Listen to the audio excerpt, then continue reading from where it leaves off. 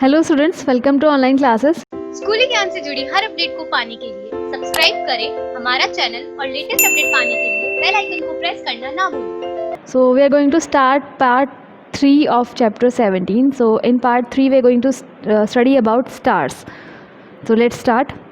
What other objects do you see in the night sky? Night sky में हम देखते हैं सिर्फ मून नहीं दिखता, हमको बहुत सारी और ऑब्जेक्ट्स भी दिखती है. For example stars. There is a large number of stars in the sky. और हमारे आसमान में बहुत सारे तारे होते हैं, एक दो तारे नहीं होते हैं. Observe carefully on a dark night and from a place away from a big city. तो हमको एक बार जो है नाइट स्काई ऑब्जर्व करना है डार्क नाइट के टाइम पे, और जो है शहर से दूर हो, क्योंकि शहरों में जो लाइट है ब्राइट होती है, इसलिए तारे अच्छे से दिख नहीं पाते हैं. और all the stars equally bright, के सारे तारे हैं सेम इक्वली ब्राइट होते हैं, एक जैसे चमकते हैं. Are they of the same colour, क्या उनका कलर सेम होता है? In fact star emits lights of their own, कि स्टार की जो है अपनी लाइट निकलती है, उनका जो है रोशनी वो खुद एमिट करते हैं, खुद जनरेट करते हैं. The sun is also a star, और हमारा जो सन है वो भी क्या है? एक स्टार है, तारा है. Why does it appear so large compare to the other stars? लेकिन जो सन है हमको बहुत बड़ा दिखाता है अगर हम बाकी स्टार से उसको कंपेयर करें तो ऐसा क्यों होता है? क्योंकि जो सन है वो हमारे अर्थ के काफ़ी नज़दीक है then other stars. Which appears bigger, a football placed near you और a football placed at a distance of 100 meter. तो अगर आप दो फुटबॉल लोगे, एक अपने पास रखोगे और दूसरी अपने से 100 मीटर दूर रखोगे, तो ऑब्वियसली आपको जो पास वाली है वो बड़ी दिखाई देगी. The stars are millions of times further away than the sun. और जो स्टार्स हैं वो बहुत मिलियन टाइम्स हैं, लाखों गुना जो है सन से दूर हैं. Therefore the stars appears us like point, इसीलिए जो स्टार्स वो एक पॉइंट की तरह दिखाई देता है, जबकि सन है वो हमको बिग दिखाई देता है. The sun is nearly 150 million kilometres away from the earth. हमारा जो सन है वो लगभग जो है 150 मिलियंस किलोमीटर दूर है हमारे अर्थ से. The next nearest star is Alpha Centauri, और उसके आगे हम जाएँ तो उससे सन के अलावा जो और नज़दीकी स्टार है हमारा, उसका नाम है Alpha Centauri. It is at distance of 40,000,000,000,000 and 0,000 kilometre from the earth. अब इसको अगर हम वर्डिंग्स में अगर हम बोले तो ये होता है 40 ट्रिलियन. सो 40 ट्रिलियन किलोमीटर दूर है हमारी अर्थ से कौन सा स्टार? अल्फा सेंचुरी जो है स्टार, जो कि सन के बाद जो नेक्स्ट सबसे पास स्टार है वो है. Can you read this distance in kilometres conveniently? क्या किलोमीटर में अगर आप इसको पढ़ना चाहें तो ईजिली पढ़ सकते हो?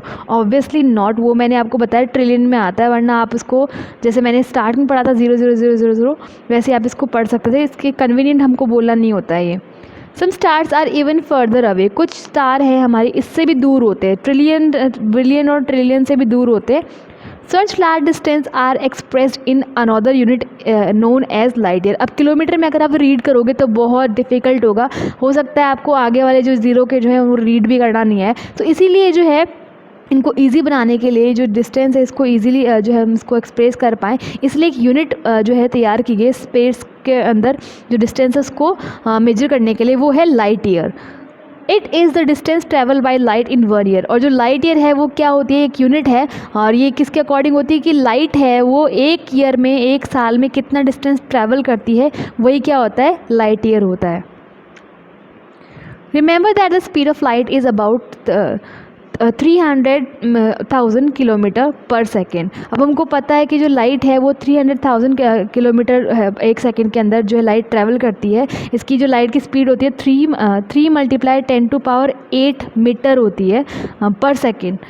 सो जो है लाइट है वो भी बहुत स्पीड से चलती है, तो ऑब्वियसली है हमको लाइट ईयर के अंदर अगर हम जो है काउंट करें कोई भी डिस्टेंस, तो हम उसको कन्वीनियंटली रीड कर सकते हैं. Thus the distance of the sun from earth may be said to be about 8 light minutes. So अगर हम ऐसे बात करें तो उसको कैलकुलेट करें तो सन की जो डिस्टेंस है वो अप्रॉक्स 8 लाइट मिनट्स जो है हमारी अर्थ से पड़ती है. मतलब सन की जो रोशनी है उसको हमारी अर्थ तक पहुंचने में 8 मिनट लगते हैं. The distance of Alpha Centauri is about 4.3 light years. और अल्फा सेंचुरी से हमारी डिस्टेंस अगर काउंट करें तो वो है 4.3 लाइट ईयर्स की. मतलब अगर है लाइट वहाँ से अल्फा सेंचुरी से चलना शुरू करेगी तो हमारे पास जो है 4.3 ईयर्स के अंदर वो पहुँचेगी. If light from stars take years to reach us, I wonder if we are looking looking into the past look at stars. So ये बहुत अमेजिंग फैक्ट निकल के आता है कि लाइट को पहुंचने में, हम तक पहुंचने में सालों लगते हैं, तो अभी जो हम लाइट देख रहे हैं, आज अगर हम लाइट देखने वाले, मतलब वो सालों पुरानी लाइट है, मतलब सालों पहले वो स्टार से चली थी और वो अब हम तक पहुंची है। तो हम एक्चुअली जो है पास्ट की लाइट हम देखते हैं। I want to know why we do not see the star during the day.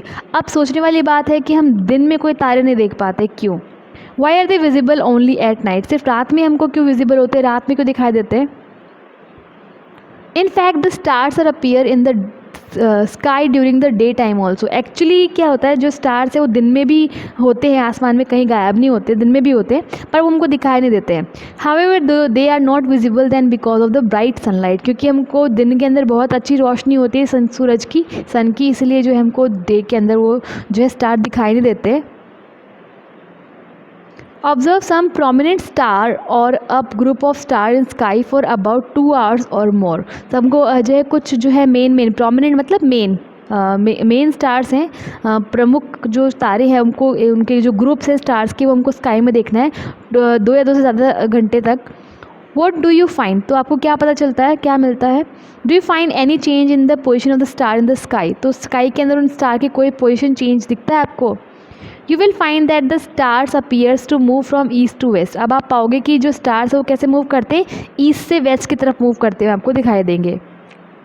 A star which rises in the east in the evening sets in the west in the early morning। अगर कोई तारा है वो आपको east में दिखाई देता है उगते टाइम पे, मतलब रात शाम के टाइम पे अगर आपको ईस्ट में दिखाई देता है, तो अर्ली मॉर्निंग में आपको वेस्ट की तरफ वो छिपता हुआ दिखाई देगा। Why do stars appear to move from east to west, let us find out. अब जो तारे हमको ईस्ट से वेस्ट की तरफ मूव करते हुए क्यों दिखते हैं, हमको ये देखना है। So we have activity here, activity 17.4। So let's see. Stand in the centre of a big room and start rotating. आपको एक बड़े से कमरे के बीच में खड़े होना और चक्कर लगाने, रोटेट करना है। In which direction will the object in the room appears to move. अब जो रूम में चीज़ें रखी हैं वो किस डायरेक्शन में आपको मूव करती हुई दिखाई देंगी? Do you see them moving in the direction opposite to your motion. क्या आपके मोशन के अपोजिट डायरेक्शन में जो ये मूव करती हुई दिखाई दे रही है? ऑब्वियसली अगर आप राइट टू लेफ़्ट घूम रहे हो तो आपको लेफ़्ट टू राइट चीज़ें घूमती हुई दिखाई देंगी, और अगर अपोजिट घूम रहे हो तो अपोजिट डायरेक्शन में दिखाई देंगी। मतलब जिस डायरेक्शन में आप रोटेट कर रहे हो उसके अपोजिट डायरेक्शन में चीज़ें आपको मूव करती हुई दिखाई देंगी। Paheli recalls that when she is in a moving train the nearby trees and building appears to move in the backward direction. अब जब भी आप किसी ट्रेन या बस में बैठते हो तो जो ट्री है या फिर कोई चीज़ें हैं वो किस डायरेक्शन की तरफ भागती हुई दिखती हैं आपको? ऑब्वियसली जिस डायरेक्शन में आपकी गाड़ी जा रही है उसके अपोजिट डायरेक्शन में जाती हुई दिखाई देती हैं। If the stars appears to move from east to west, could it mean that the earth rotates from west to east? अब हमको पता है स्टार, हमने अभी भी ऊपर स्टडी किया था कि जो स्टार है वो ईस्ट टू वेस्ट मूव करते हैं। तो इसका मतलब क्या, हमारी अर्थ कैसे रोटेट कर रही है? वेस्ट टू ईस्ट रोटेट कर रही है, तभी हमको सन है ईस्ट के अंदर राइज होता हुआ दिखता है और वेस्ट के अंदर जो है सेट होता हुआ दिखता है, क्योंकि हमारी अर्थ का मूवमेंट कैसा है, वेस्ट टू ईस्ट है। Now I understand why the sun appears to rise in the east and set in the west as the earth rotates from west to east in its axis। So हमको अब पता चला कि जो सन है वो east से निकलता हुआ क्यों दिखाई देता है और छुपता वो वेस्ट में क्यों, क्योंकि हमारी जो अर्थ है वो अपने एक्सिस पे वेस्ट टू ईस्ट रोटेट करती है, पश्चिम से पूरब की तरफ जो है वो रोटेट करती है, अपने एक्सिस पे घूमती है। My grandfather told me that there is one star in the sky which does not move at all. How is it possible? अब जो है अगर आप किसी बड़े से पूछो तो बताएंगे कि एक तारा ऐसा है, एक स्टार ऐसा है स्काई के अंदर जो कभी मूव नहीं करता, अपने जो पोजीशन पे वो फिक्स रहता है। अब ऐसा कैसे हो सकता है, कौन सा तारा जो है अपने पोजीशन पे फिक्स रहेगा? तो इसके लिए समझने के लिए एक एक्टिविटी है, activity 17.5। Take an umbrella and open it. एक अम्ब्रेला लेना और उसको खोलना है। Make about 10 to 15 stars out of white paper. अब वाइट पेपर पे 10 से 15 स्टार आपको ड्रॉ करने बनाने हैं। Paste 1 star at the position of the central road of the umbrella and other at different places on the cloth near the end of the each spoke. तो हर जो है उसकी जो ये स्पोक है उनके ऊपर आपको एक तारा लगाना है और जो है एक सेंटर में आपको बीच में एक तारा पेस्ट करना है। Now rotate the umbrella by holding it's central rod in your hand. अब इसका जो हैंडल है वो आपको सेंटर में पकड़ते उसको रोटेट करना, घुमाना है observe the star on the umbrella, और जो अम्ब्रेला के ऊपर जो आपने स्टार लगाया उनका पोजीशन क्या है वो आपको चेकआउट करना है. Is there any star which does not appear to move. अगर अब आप देखोगे कि इसमें कोई एक सा तारा है जो आपको हिलता हुआ दिखाई नहीं देता है, मूव करता हुआ दिखाई नहीं देता है. Where is this star located, और ये तारा कौन सा है जो आपको मूव करता हुआ दिखाई नहीं दे रहा है. Is they a star located where the axis of rotation of the earth meets the sky. Could this star also be stationary? तो वो जो तारा आपको मूव करता हुआ दिखाई दे रहा है वो ओनली वो तारा होता है जो सेंटर में होता है. सो इसका मतलब क्या है, जो स्टार है वो एकदम एक्सिस, अर्थ के रोटेशन के एक्सिस पे होगा स्काई के अंदर. वो स्टार हमको स्टेशनरी दिखेगा, हिलता हुआ नहीं दिखेगा, एकदम रुका हुआ दिखेगा. ऑब्वियसली जैसे हम अम्ब्रेला वाली एक्टिविटी में हो रहा था, अगर कोई तारा है जो अर्थ के एक्सिस के आसपास है तो ऑब्वियसली वो स्टार जो है हमको स्टेशनरी दिखाई देगा, रुका हुआ दिखाई देगा. There is actually a star, तो एक्चुअली एक स्टार ऐसा है जो हमको जो है हिलता हुआ दिखाई नहीं देता है क्योंकि वो अर्थ के एक्सिस के जस्ट ऊपर होता है. द पोल स्टार, और उसका नाम क्या है, पोल स्टार, जिसको हम हिंदी में बोलते हैं Dhruv Tara. Which is situated in the direction of the earth axis, जो कि अर्थ के एक्सिस पे होता है. It does not appear to move, और ये हमको कभी भी हिलता हुआ दिखाई नहीं देता क्योंकि अर्थ के एक्सेस पे होता है. तो अर्थ क्या करती है, ऐसे ऐसे राउंड करेगी, तो ऐसे राउंड करेगी तो ऐसे किधर भी राउंड कर ले ये तो यहीं रहेगा पोजीशन, इसका पोजीशन चेंज नहीं होगा. The pole star lies close to the axis of rotation of the earth, और जो पोल स्टार है अर्थ के एक्सिस के जो है पोजीशन पे रहता है, अर्थ के एक्सिस के रोटेशन ऑफ एक्सिस पे रहता है. तो ये बिल्कुल भी हमको जो मूव करता दिखाई नहीं देता. अगर अर्थ भी मूव करती है तो भी जो है ये स्टेशनरी हमको दिखता है. नेक्स्ट हमारे पास है कॉन्स्टलेशंस. कॉन्स्टलेशन मतलब तारामंडल, तारों का समूह है, तारों का ग्रुप है, उसको हम बोलते हैं constellation. Look at the sky from for some time, आपको जो है आसमान की तरफ थोड़े वक्त के लिए देख रहा है. Can you see some stars forming groups with shapes like those in figure 17.11. सो अगले पेज पे आपके पास फिगर है 17.11 में, उसके अंदर आपको बहुत सारे जो स्टार्स ग्रुप दे रखे हैं जो कि कुछ शेप बनाते हैं. तो अगर आप आसमान में देखोगे तो आपको ऐसी कुछ जो शेप्स, जैसे जो स्टार जो कुछ शेप बना रहे होते हैं वो दिखेंगे. The stars forming a group that has a recognizable shape is called a constellation. So जो है स्टार है जो रिकॉग्नाइजेबल शेप में होते हैं, जो पहचानने लायक अगर कोई शेप बनाते हैं तो उन स्टार के ग्रुप को हम क्या बोलते हैं, कॉन्स्टलेशन बोलते हैं. तो कॉन्स्टलेशन वो ग्रुप हो गया स्टार्स का जिसको आप कोई भी शेप है उसको आप डिस्क्राइब कर सकते हो एज एनी शेप. वो शेप किसी ऑब्जेक्ट की हो सकती है, किसी जो है थिंग की हो सकती है, किसी एनिमल की भी हो सकती है. Constellations were devised by ancient people to be able to recognize star in the sky. और जो constellation है वो जो पुराने लोग थे, जो हमारे एंशियंट लोग थे, उन्होंने तैयार किए ताकि जो है उन स्टार्स को हम आसमान में पहचान सकें. The shape of constellation resemble objects is familiar to those people. और जो ये जो शेप्स हैं ये कॉन्स्टलेशन की, जो एंशियंट लोगों को पहचानने वाले, वो एंशियंट लोगों की फैमिलियर जो ऑब्जेक्ट्स थी उनसे जो है काफ़ी रिसेंबल करती है, मैच करती है.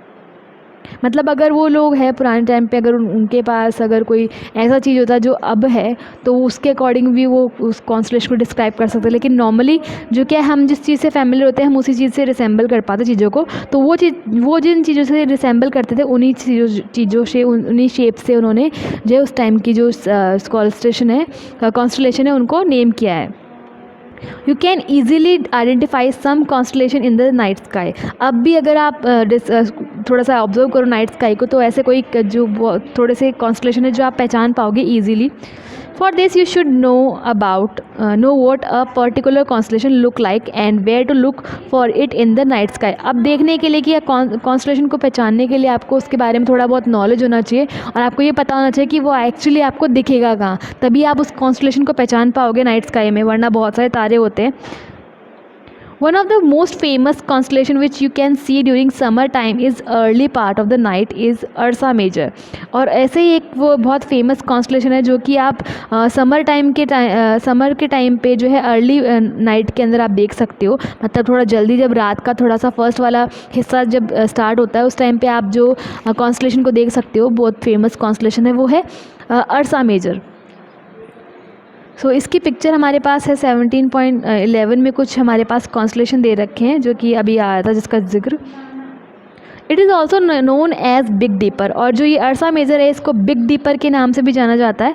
और इसके अलावा इसके और भी नाम है जैसे कि द ग्रेट बियर और द सप्तऋषि। हमारे इंडिया में जो नाम दिया गया है वो है सप्तऋषि, और बाकी बाहर कंपनियों में बाहर कंट्रीज़ में बिग डीपर और ग्रेट बियर के नाम से इसको जाना जाता है।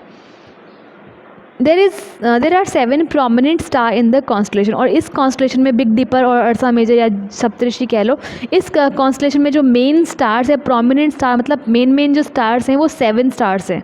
7 स्टार्स मेन है इसके अंदर जो हमको एक्चुअली दिखते हैं, क्योंकि वो स्टार ज़्यादा ब्राइट हैं तो वो ज़्यादा अच्छे से दिख पाते हैं 7 stars. It appears like a big ladle और अ क्वेश्चन मार्क, एक जो है बड़े से लेडल के जैसा या बड़े से क्वेश्चन मार्क जैसा हमको दिखाई देता है। There are 3 stars in the handle of the ladle and 4 in its bow. अब जो है 3 स्टार तो उसके जो लेडल है, लेडल मतलब बड़ा सा जो चम्मच होता है उसको हम बोलते हैं। सो बिग जो 3 स्टार हैं इसके हैंडल के जैसे काम करते हैं, और बाकी के जो 4 हैं वो इसके बो की तरह बाउल की तरह काम करते हैं। In all ancient cultures, very interesting mythological stories have been associated with the various constellation। और पुराने टाइम में एंशियंट कल्चर के अंदर बहुत इंटरेस्टिंग जो है माइथोलॉजिकल स्टोरीज़ हैं इन जो कॉन्स्टलेशन के साथ जोड़ दी गई हैं, कि कुछ कॉन्स्टलेशन के लिए बोला जाता है कि ये जो है किसी फाइटर के नाम पे है या किसी फाइटर की वजह से है, या फिर जैसे कि हमारे यहाँ पे माइथोलॉजी है ध्रुव तारे के बारे में। जो ध्रुव तारे की कहानी है वो हमारे यहाँ माइथोलॉजिकल है, हमारे यहाँ की माइथोलॉजी है। वैसे बाकी कंट्रीज़ में भी ऐसे कई सारी माइथोलॉजी है उन कॉन्स्टलेशन को लेकर। Deeper used for drinking water in ancient time, पुराने टाइम पे जो डीपर था वो पानी पीने के लिए काम में आता था, इसीलिए उसका नाम है बिग डीपर रख दिया गया। Now we have activity 17.6। Observe the constellation for a few hours, कुछ घंटों तक आपको जो है कॉन्स्टलेशन को देखना है। Do you find any change in its shape, क्या आपको इसके शेप में कोई चेंज दिखा? Do you find any change in its position, क्या आपको इसकी पोजिशन में कोई चेंज दिखा? You will observe that the shape of the constellation remains the same, क्योंकि अब इसको ऑब्जर्व करने से पता चलेगा कि जो कॉन्स्टलेशन की शेप है वो सेम रहती है, तभी इसका जो है नाम, जो पुराने टाइम पे रखा हुआ नाम हम आज तक जो फॉलो करते आ रहे हैं, क्योंकि वो शेप जो उसकी वो सेम है। You will also find that the constellation appear to move in sky from east to west, और आप देखोगे जो कॉन्स्टलेशन है वो स्काई के अंदर ईस्ट टू वेस्ट मूव करते हैं, क्योंकि हमारी अर्थ है वो वेस्ट टू ईस्ट मूव करती है, इसलिए अपोजिट डायरेक्शन में ये हमको मूव करते हुए दिखते हैं। I have heard that we can locate the pole star with the help of Ursa Major, अब अर्सा मेजर की हेल्प से हम पोल स्टार को पहचान सकते हैं कि पोल स्टार कौन सा है, अगर आप कभी पता नहीं हो तो। Next we have a knowledge point about Ursa Major, Saptarishi के बारे में। Saptarishi has been associated with the 7 well-known ancient Indian sects or rishis, as shown in the figure below। अब हमारे पास जो सप्तऋषि है, सप्तऋषि जो है 7 बहुत बड़े जाने माने जो एंशियंट जो सेक्स थे, साधु थे, ऋषि थे, उनके नाम पर सप्तऋषि नाम रखा गया है इस कॉन्स्टलेशन का। इंडियन लोगों ने इस कॉन्स्टलेशन का नाम, इस तारा समूह का नाम जो है सप्तऋषि इसलिए रखा क्योंकि 7 जो महान ऋषि माने जाते थे हमारे पुराने टाइम में, उनके नाम पे रखा है। According to ancient mythology, the 7 sects who from the Saptarishi preserve the eternal knowledge of the Vedas and explain it to the people in every new age। So पुराने ज़माने की जो कहानियाँ माइथोलॉजी है, कथाएँ हैं, उनके अकॉर्डिंग अगर हम माने तो जो 7 ऋषि थे, सही जो 7 सेक्स थे, सप्तऋषि जिनको हम बोलते हैं, वो जो है जो ज्ञान होता है, अखंड ज्ञान जिसको बोलते हैं, एटर्नल नॉलेज, अखंड ज्ञान है, वो प्रिजर्व करके रखते हैं अपने पास वेदों के और जो शास्त्रों के, और हर न्यू एरा में, न्यू एज के अंदर ये लोगों को इसके बारे में एक्सप्लेन करते रहते हैं। सो यहाँ पे है हमारे पास पिक्चर है, इसके अंदर है पहला जो है मरीचि, वशिष्ठ और अंगीरा, अत्रि, पुलस्त्य, करातु और पुलाहा, ये 7 ऋषियों के नेम इसमें दे रखे हैं। और अगर ये तो हमारे इंडियन वाला हो गया, और यहाँ कुछ जो है आउटर जो माइथोलॉजिकल जब आउटर कंट्रीज़ है, जो हमारे इंडिया के अलावा कुछ कंट्रीज़ है, उन्होंने भी कुछ अपनी माइथोलॉजी बनाई होगी, तो उसके अकॉर्डिंग ये नेम है।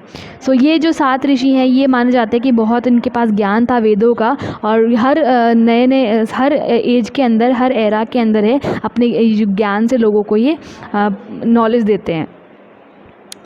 नेक्स्ट हमारे पास है एक्टिविटी 17.7, जो कि हम नेक्स्ट पार्ट में करेंगे। और इस एक्टिविटी 17.7 ये पोल स्टार से रिलेटेड है कि अर्सा मेजर से हम पोल स्टार को कैसे आइडेंटिफाई कर सकते हैं। So that's all for today, thank you.